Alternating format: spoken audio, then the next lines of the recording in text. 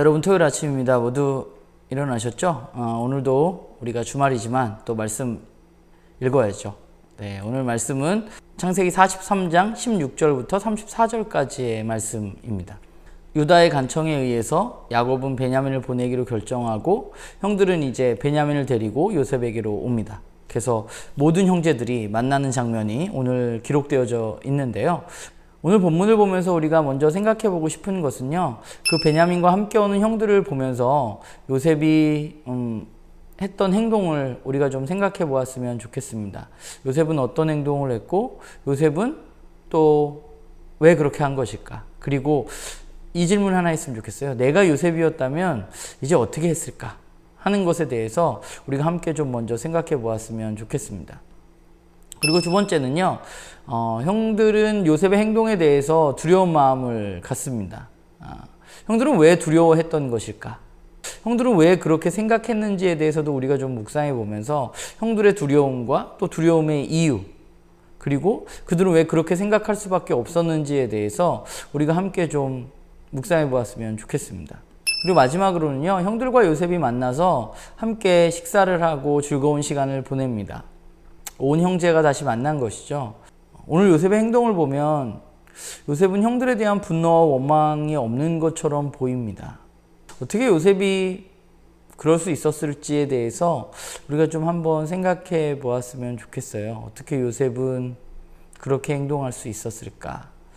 첫 번째에서도 이야기했지만 우리가 좀 요셉이 돼서 내가 요셉이었다면 어땠을까에 대해서 한번 고민해 보면서 오늘 말씀을 보면 우리가 조금 더 이 말씀을 깊이 있게 묵상할 수 있지 않을까라는 생각을 하게 됩니다.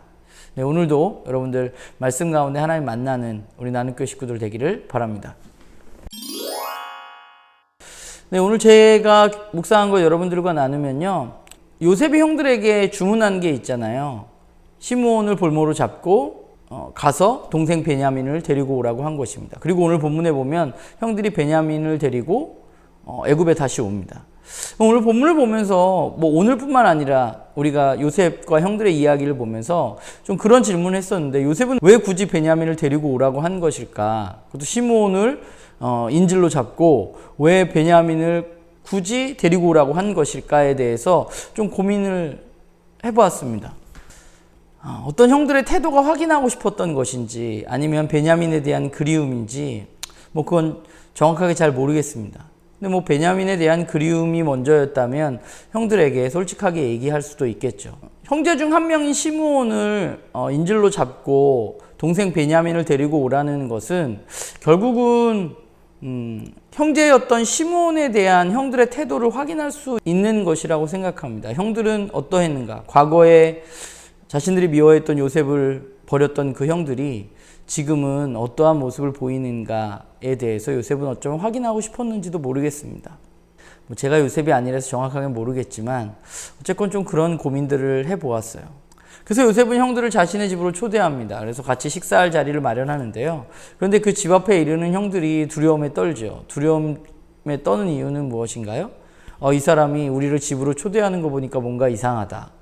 우리를 잡아서 노예로 삼고 우리가 가지고 있는 것들을 뺏으려고 하는 게 아닌가라고 형들은 생각합니다. 형들은 또 왜 이렇게 생각했을까? 생각해보면 당시의 사회가 그랬던 것 같아요. 힘이 있는 사람들이 힘이 없는 사람들을 마구 할 수 있는 사회입니다. 그리고 지금 요셉은 강대국인 애굽의 총리입니다. 그가 그렇게 하려고 마음먹으면 얼마든지 할 수 있는 것이죠. 사실 형들이 그랬던 거 아닌가요? 형들이 자신의 힘을 바탕으로 요셉을 팔았었죠. 자신의 마음대로. 요셉도 자신의 마음대로 할 수 있는 위치에 지금 놓여 있는 것입니다. 그런데 이런 형들의 두려움과는 좀 다르게 요셉의 오늘 본문에서의 모습을 보면 요셉의 모습에서는 어떤 과거의 일에 대한 형들에 대한 분노나 또는 원망, 복수심 같은 것은 보이지가 않습니다. 오늘 본문을 살펴보면 요셉에게서 우리가 볼 수 있는 것은 형제들에 대한 그리움이고 특별히 베냐민에 대한 그리움이죠. 그러니까 요셉은 지금 자기 마음대로 할 수 있는 위치에 있지만 그런데 요셉에게 지금 남아있는 것은 형들에 대한 복수나 원망이 아니라 형들에 대한 그리움, 형제에 대한 어떤 그리움, 그리고 동생 베냐민에 대한 사랑, 이런 모습이 사실 오늘 요셉의 모습 가운데 우리가 만날 수 있는 것입니다. 요셉에게는 분노와 원망이 없었을까? 사람이라면 없을 수 없겠죠. 과거에 형들이 자신에게 했던 일들, 그리고 자신이 형들 때문에 겪었던 고난들, 10여 년의 기간들을 생각하면 요셉이 사실 형들을 원망하는 것은 너무 당연해 보입니다. 물론 그것이 시간이 흘렀다고 해도. 그러나 오늘 요셉의 모습에서는 그런 것이 보이지 않습니다. 어떻게 요셉은 그랬을까 생각해 보다가 갑자기 오늘 본문을 보다가 우리 앞장에 있는 이야기가 떠올랐어요. 요셉이 총리가 되고 요셉이 결혼을 하고 요셉이 아이를 낳습니다. 그런데 요셉의 첫 번째 아이의 이름이 므낫세입니다. 므낫세라는 것은 어떤 의미가 있다고 설명하느냐 하면, 므낫세라는 뜻은 하나님이 나에게 주신 고난과 내 아버지의 집에서 겪었던 모든 일을 잊게 하셨다는 의미입니다. 이미 요셉은 므낫세를 낳으면서 과거의 형들에 대해서, 그들의 잘못에 대해서, 또 자신의 고난에 대해서 잊었습니다. 그가 잊을 수 있었던 것은 무엇이죠? 하나님의 은혜가 그에게 있다는 것을 그는 알았기 때문입니다. 하나님의 사람은 어떤 사람일까요? 하나님의 사람은 하나님의 은혜를 아는 사람입니다. 하나님의 은혜를 누리며 살아가는 사람입니다. 하나님의 사람은 자신의 눈에 보이는 상황을 보면서 살아가는 사람들이 아닙니다. 하나님께서 우리에게 베풀어 주신 은혜를 기억하면서 살아가는 사람들이 하나님의 사람들입니다. 억울한 일을 당할 수도 있고 고난을 겪을 수도 있습니다. 그래서 우리는 분노할 수도 있습니다. 그러나 그리스도인 하나님의 백성들은 그럼에도 불구하고 하나님의 은혜를 기억하는 사람들입니다. 그래서 과거의 억울함과 분노가 그 은혜 때문에 사라지게 되는 것이죠. 오늘 본문을 보면서 또 저를 바라보게 됩니다. 나는 정말 은혜를 바라보면서 살아가는 사람인가? 라는 고민을 오늘 본문을 보면서 좀 했어요. 혹시 나도 내가 눈에 보이는 것을 따라서 그것에 분노하고 그것에 매여서 살아가고 있는 사람은 아닌가? 라는 생각을 해봅니다.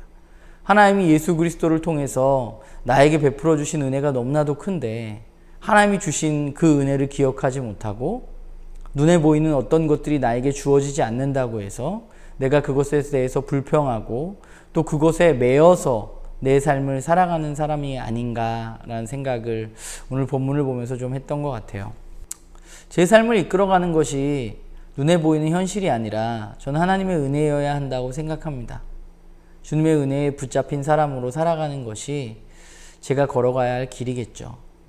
바라기는 나는 교 식구들 모두도 눈에 보이는 어떤 것을 쫓거나 또 그것 때문에 거기에 매여서 내 삶을 살아가는 사람들이 아니라 우리가 그리스도인이라면 하나님이 우리에게 베풀어 주신 그 놀라운 은혜를 기억하면서 그 은혜로 말미암아 살아가는 그런 우리 모두가 되기를 바랍니다. 네, 여러분 주말 잘 보내시고요. 우리가 내일 또 만나서 예배할 수 없잖아요. 우리가 각자의 자리에서 예배하지만 내일 예배도 우리가 따로 그러나 함께 하나님께 예배하는 그런 시간이 되기를 소망합니다.